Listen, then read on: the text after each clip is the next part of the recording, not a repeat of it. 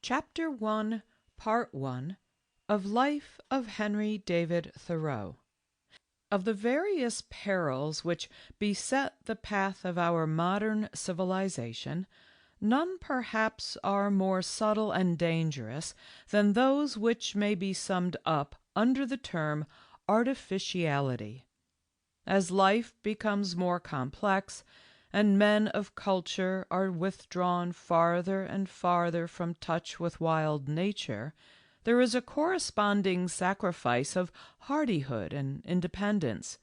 There is less individuality, less mastery over circumstance, less probity of conduct and candor of speaking, less faith in one's self and in the leading of one's destiny. These may be but incidental disadvantages, outweighed by the general improvement in the condition of the race, yet they are serious enough to demand thoughtful recognition and to make us welcome any signs of a contrary tendency. The enormous increase which the present age has witnessed in material wealth and mechanical invention has accentuated both the magnitude of the evil and the necessity of relieving it. A century ago, it might have occurred to those who were living on the threshold of the new era, and who foresaw, as some must have foreseen, the coming rush of civilization, with its fretful hurry and bustle of innumerable distractions, to wonder whether the very prevalence of the malady would work out its own reformation. Must society ever be divorced from simplicity? Must intellect and wildness be incompatible? Must we lose in the deterioration of the physical senses what we gain in mental culture? Must perfect communion with nature be impossible?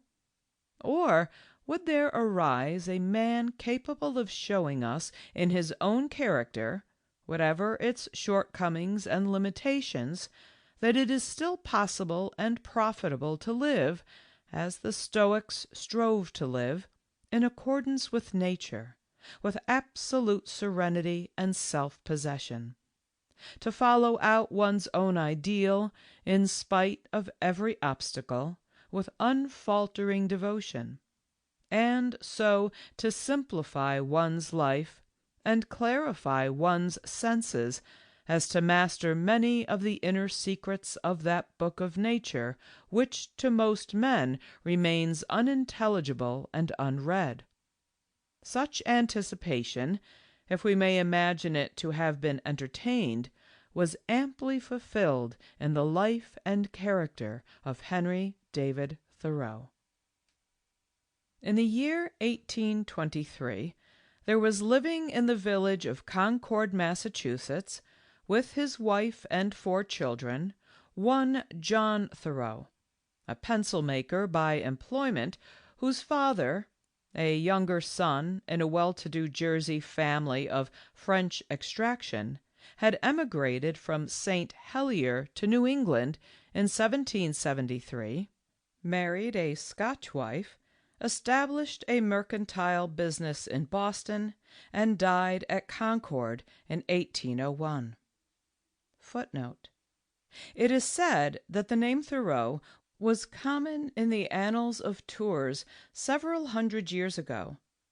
The earliest known ancestors of Henry Thoreau are his great-grandparents, Philip Thoreau and Marie Le Gallais, the parents of the emigrant above mentioned.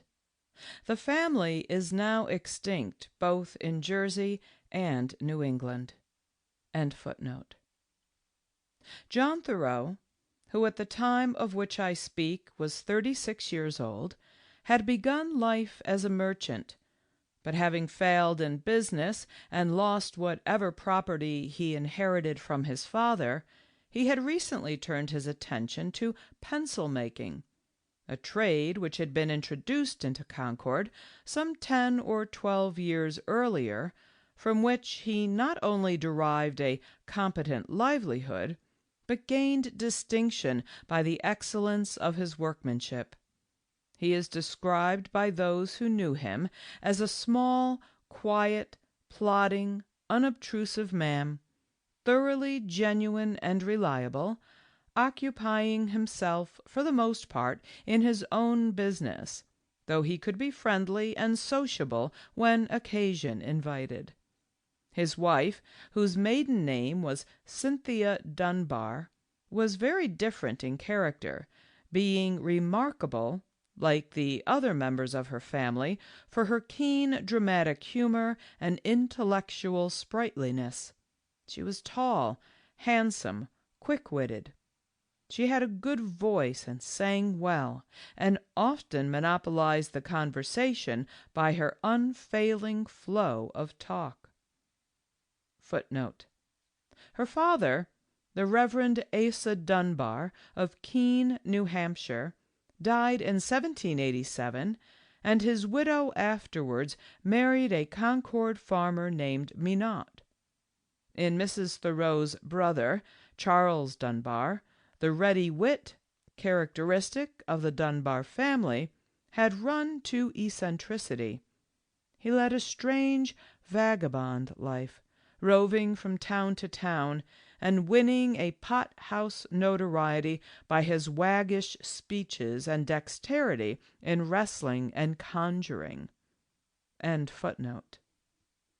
Henry David Thoreau, the third child of these parents, was born at Concord, 12th of July, 1817, in a quaint old-fashioned house on the Virginia road, surrounded by pleasant orchards and peat meadows, and close to an extensive tract known as Bedford Levels. In this house, the home of his grandmother, Mrs. Minot, he lived for 8 months. Then, for another period of the same length in a house on the Lexington road, on the outskirts of the village.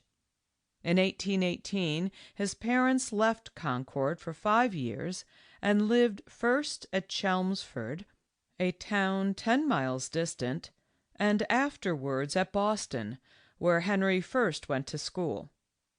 But as their business did not prosper in either place, the family returned in 1823 to Concord, which thenceforth continued to be their home.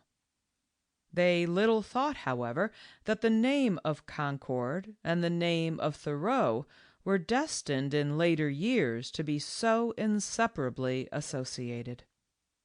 This village of Concord, which lies 20 miles to the northwest of Boston, and must be distinguished from the capital of New Hampshire, which bears the same name, was at the time of Henry Thoreau's boyhood the center of a scattered township of about 2,000 inhabitants. Under the name of Musketaquid, it had been an ancient settlement of the Indians, its attraction, in earlier as in later ages, consisting in the rich meadows which border the Musketaquid, or grass-ground river. When I walk in the fields of Concord, so Thoreau afterwards wrote in his diary, I forget that this which is now Concord was once Musketaquid. Everywhere in the fields, in the corn and grain land, the earth is strewn with the relics of a race which has vanished as completely as if trodden in with the earth. Wherever I go, I tread in the tracks of the Indian. In 1635, the district was purchased from the Indians by the Massachusetts colony, which there made its first inland plantation, and it was from the peaceful settlement then effected that the place received its name of Concord. At the beginning of the present century, Concord, though not yet associated with any of the great literary names which have since made it famous, was not unknown to the world. For there, in 1775, had been struck the first blow for American independence, when the English troops, after some desultory fighting, were repulsed by the rebel farmers. Lafayette visited Concord in 1824, and the following year, half a century after the battle, there was a celebration of that event, at which Henry Thoreau, then a child of 7, is said to have been present. The inhabitants of Concord were mostly agriculturists, sturdy farmers, living in comfortable, old-fashioned homesteads.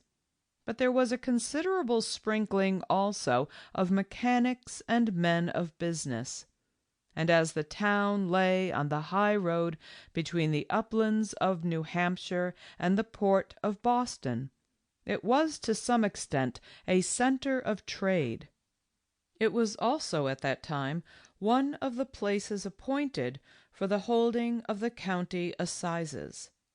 A frank and natural equality was one of the traditional characteristics of Concord society, extreme wealth and extreme poverty being alike rare, so that its citizens, a plain and frugal folk, quite unostentatious in their manners and mode of life, yet prizing literature and learning, were saved from the evils of either luxury or destitution, while the well-known Concord families, the Hosmers and Barretts and Haywoods, preserved and handed on from generation to generation their sterling hereditary qualities. The two leading personages at Concord at the time of Henry Thoreau's birth, and for many years afterwards, were Dr. Ripley, the Unitarian pastor of the village, who lived in the old manse which Hawthorne subsequently inhabited, and Samuel Hoar, a man of senatorial rank, who exemplified in his character some of the best New England qualities of dignity, justice, and simplicity. Dr. Ripley, quaint, humorous, and patriarchal, was minister at Concord for over half a century, and was regarded by his parishioners as a friend and teacher to whom they could look for advice and assistance in all matters that concerned them.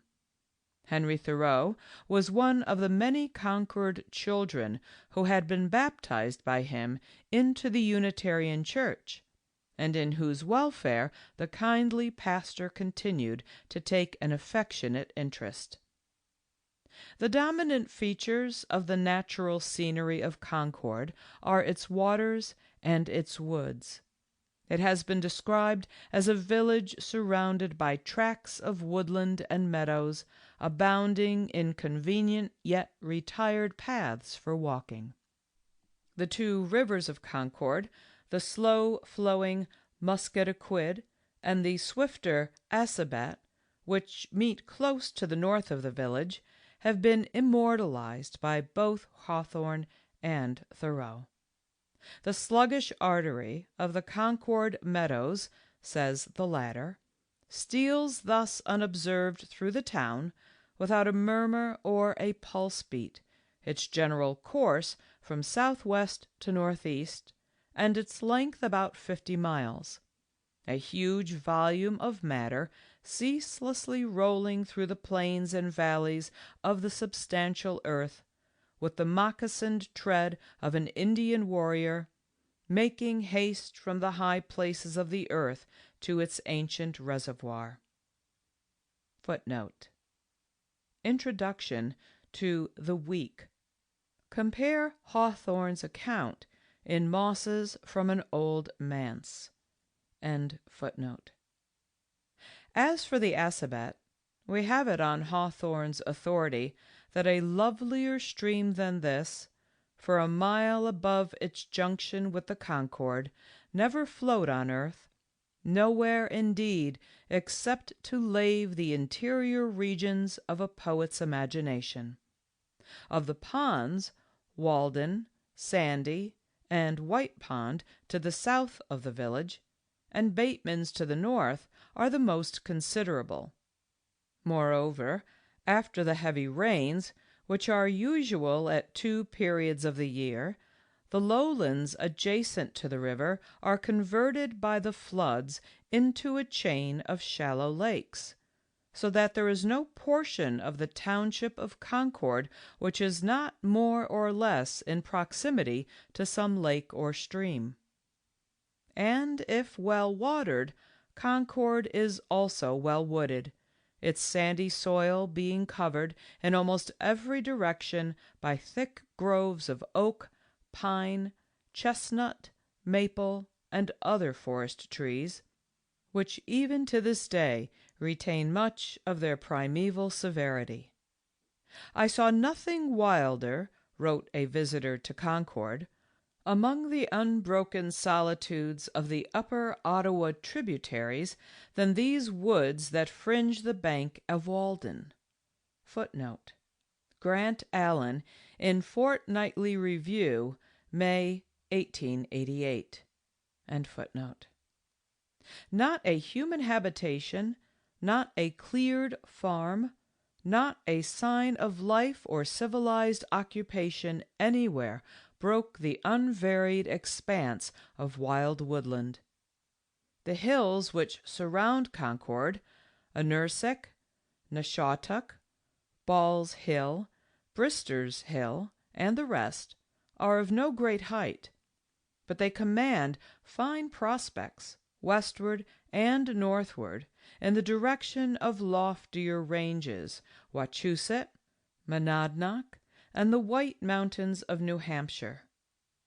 "The Rose country," says a picturesque writer, "has the broad effects and simple elements that compose well in the best landscape art." Footnote: A.L. in the New York Evening Post, October 10th, 1890. End footnote. It is a quiet bit of country that under the seeing eye can be made to yield a store of happiness. Its resources for the naturalist, at first scarcely suspected, are practically inexhaustible. It is not tame, as an English landscape is tame. It keeps its memories and traditions of the red man along with his flint flakes and arrowheads, and its birds and wild flowers are varied and abundant. A country of noble trees, wide meadow expanses, and the little river, quiet almost to stagnation, with just current enough to keep it pure, in places much overgrown with water-weed, in other places thick strewn with lily-pads, the banks umbrageous and grassy, fringed with ferns and wild-flowers, are here and there jutting into a point of rocks, or expanding into placid lake-like stretches. These are the main elements of Thoreau's country. Then we must add a clean sandy soil, through which water percolates with great rapidity, leaving paths pleasant to the feet. Then come the low ranges of hills, the marshes, the ponds, and the forests, fit home for a rich, varied wild flora. And then the weather influences must be taken into account. This small district of country, though it feels the breath of the sea 20 miles away, is still somewhat sheltered from the asperities of the east wind. The summer nights are cool and refreshing, though the day may have a heart of fire, and the autumn has stretches of bright, cool, resplendent weather. Owing to the dry soil, the ways seem more open and cheery in winter than in other places, and the roads are good for walking all the year round. Among such scenes and surroundings did Henry Thoreau grow up and receive his earliest impressions of nature and society. From the first he was inured to a hardy outdoor life, driving his mother's cow to pasture when he was a child of 6, and going barefoot like the other village boys. School games and athletic sports formed no part of his youthful amusements. But at as early an age as 10 or 12, after the habit of New England boys, he was permitted to shoulder a fowling piece or fishing rod and betake himself to the wildest and most solitary recesses of wood or river. The water side seems to have had a special fascination for him at an early date, one of his childish reminiscences being a visit to Walden Pond, which excited a desire in him to live there, and as he grew older he was fond of bathing and boating on the Concord River in company with his schoolmates, making himself acquainted with all the rocks and soundings of that placid stream. Now and then the news would spread like wildfire that a canal boat, laden with lime or bricks or iron ore, was gliding mysteriously along the river, and the village children would eagerly flock out to gaze with wonder on these fabulous rivermen who came and went so unaccountably. Still more interesting were the annual visits of the remnants of some Indian tribes, who used to pitch their tents in the rich meadows which had belonged of old to their forefathers, and there string their beads and weave their baskets, or initiate the Concord youths into the art of paddling an Indian canoe. We are surprised to learn that, as a child, Henry Thoreau was afraid of thunderstorms, and at such times would creep to his father for protection. For most of the anecdotes related of his school days are indicative of the fearlessness, self-reliance, and laconic brevity of speech for which he was afterwards conspicuous. At the age of 3 years he was informed that, like the godly men of whom he read in his religious exercise book, he too would some day have to die.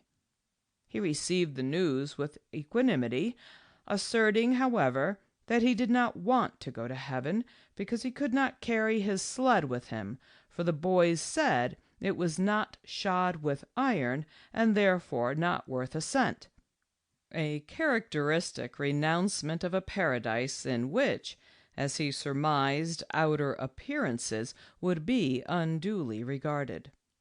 When charged with taking a knife belonging to another boy, he replied briefly, "I did not take it," and steadily refused to exculpate himself by further explanation until after the true offender was discovered. All being made clear, the natural inquiry put to him was why he did not sooner explain himself. "I did not take it," was again his reply. When 10 years old, he carried some pet chickens for sale to a neighboring innkeeper, who, in order to return the basket promptly, took them out one by one and wrung their necks before the eyes of the boy, who let no word betray the agony of his outraged feelings. His gravity had already earned him among his schoolfellows the title of the judge. Of that sprightliness of intellect which subsequently showed itself in such a marked degree in his conversation and writings, there seems at this time to have been no trace, at any rate no early instance has been recorded. End of Chapter 1, Part 1.